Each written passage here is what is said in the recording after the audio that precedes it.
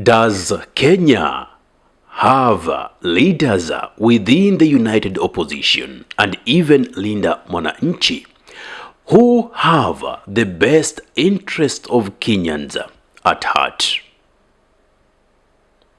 I have a very unpopular opinion on how to respond to this.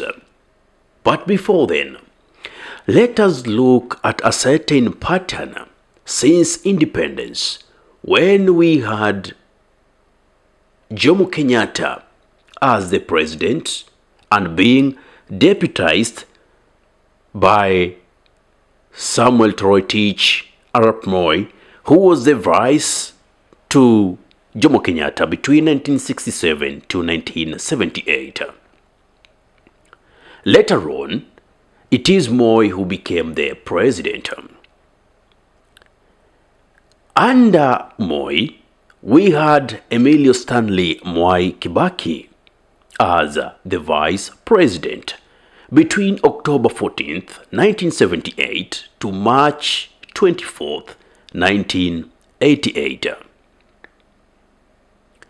Under Kibaki, we now had a deputy prime minister, Uhuru Muigai Kenyatta, serving between 2008 and 2013, and now rising to presidency. Under him, we have William Samoei Ruto as the deputy president under the dispensation of the new constitution. Now, Ruto rose to presidency. Under Ruto, we have Rigathi Gachagua. Let's put a comma there. When it comes to Kenyans complaining about how tough the economy is, it has not begun today or yesterday. It began a long time ago. During Moi's tenure, citizens used to complain until Kibaki took over, and it was like things were working at least better during Moi's time. But during Moi's time, nobody appreciated it. Then came Uhuru Kenyatta after Moi Kibaki. It is now then guys started feeling like under Kibaki's time, I think things were moving much better than Uhuru's regime. Comes Ruto's regime. Now people start appreciating that Uhuru Muigai Kenyatta was better than this Ruto's regime. What will prevent Kenyans from complaining after somebody else takes after Ruto? Should it be Gachagua, Kalonzo, Sifuna, or even Fred Matiang? The software is the same. The system is the same. What will prevent us from complaining? Yet, we are under a dispensation of a promulgated Constitution 2010, which is one of the most brilliant constitutions worldwide. What will prevent us from complaining? And that takes us to now this unpopular opinion. From the pattern of deputizing someone and later on becoming the president, now we have Rigathi Gachagua in the opposition, but before he became part of the opposition, he served as a deputy president to William Samoei Ruto. How sure are we that the lethal weapon that has been formed through the impeachment of Rigathi Gachagua would still be a lethal, him as the deputy president? Would he still be calling out the government as he does currently? Will he still be bringing in dossiers after dossiers, exposés after exposés? Will he still be calling out the government on extrajudicial killings? Will he still be calling the government on state-sanctioned abductions, violence meted on journalists, outright violation of the Constitution? Will he still be doing it? In my own popularity test, I only have 4: Gachagua, Kalonzo, Sifuna, and Matiang. And in the order of popularity, according to my own scale, Gachagua is vibrant, followed by Linda Mwananchi's Edwin Sifuna, followed by Fred Matiang, and closing the book with Stephen Kalonzo Musyoka. Y'all say that Gachagua is seeking revenge.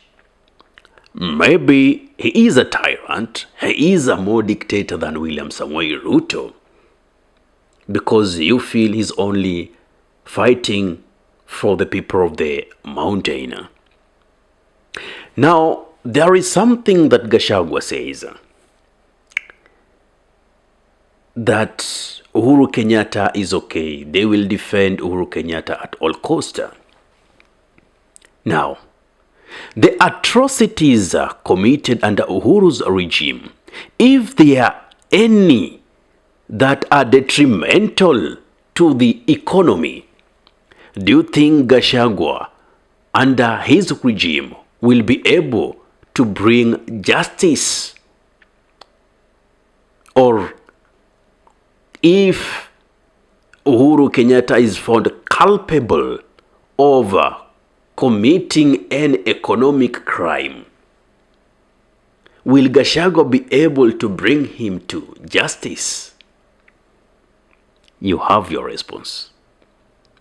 If it is Stephen Kalonzo Musyoka who is elected as president,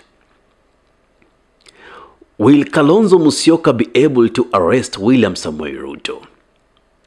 Will Stephen Kalonzo Musyoka be able to arrest Gladys Wanga, John Mbadi, Ali Hassan Joho, if they are found culpable of committing economic atrocities which amounts to treason? Will he be able to hold them unto account? Or will he simply say, tumewasamehea, hatuna maneno na nyinyi, endeni nyumbani? Will Edwin Sifuna be able to arrest Oburu Odinga, or even put the Odinga's family under scrutiny? You know about the molasses. Dig about the story of molasses.